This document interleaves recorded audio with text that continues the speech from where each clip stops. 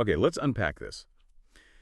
Today we're taking a deep dive into a truly unique source, a narrative called The Divine Creation of Motherhood, and specifically, an excerpt known as the masterpiece called Mother.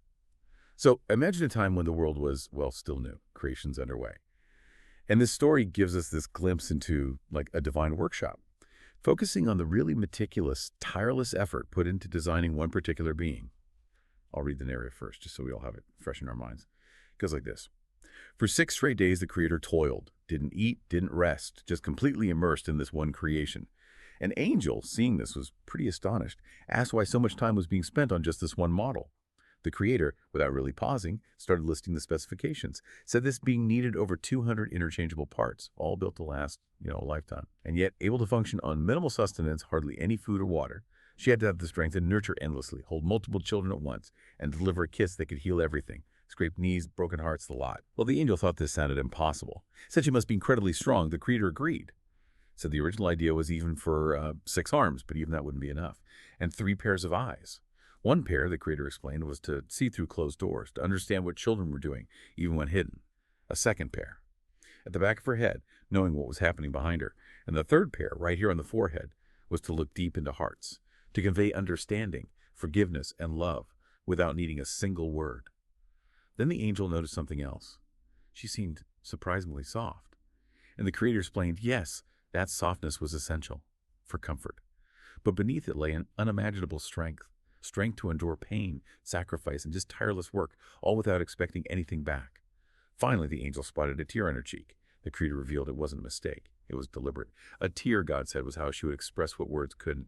Joy, sorrow, disappointment, pain, loneliness, pride. It was a way for her heart to show its depth when it just got too full. And with that, life was breathed into the creation. And she was called Mother. Okay, so that's the story. Here's where it gets really interesting, I think. Now that we've heard this pretty profound narrative, let's peel back the layers.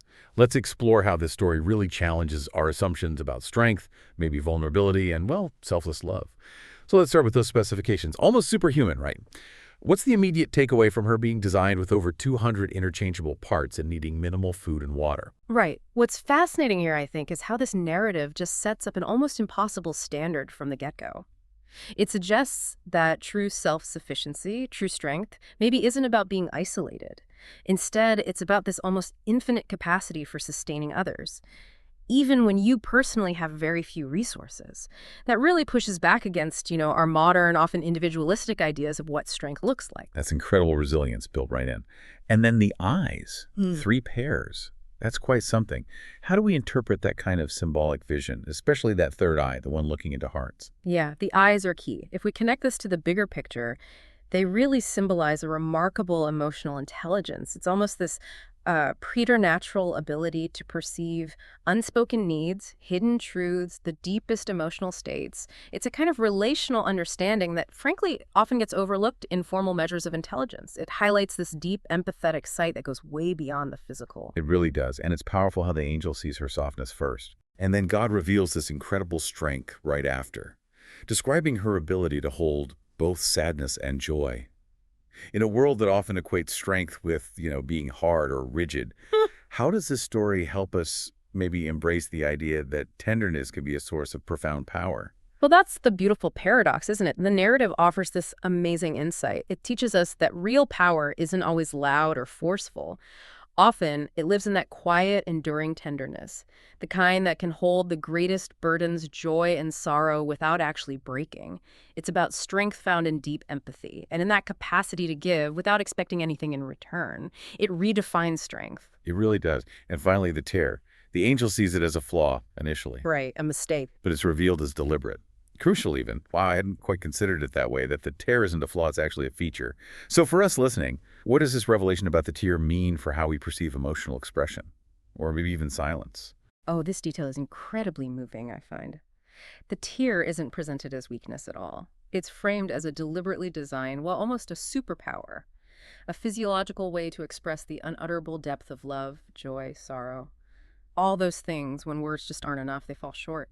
It challenges us, I think, to reconsider silence or nonverbal expression, not as an absence, but as a profound form of communication. It's the heart speaking when it's too full. So wrapping this up then, what does this all mean for us? This deep dive into the masterpiece called Mother really gives us a unique perspective, doesn't it, on the depth, the resilience, the kind of unconditional love attributed here to motherhood. It paints this picture of a being designed for infinite giving, intuitive understanding, and just immense emotional capacity. Absolutely.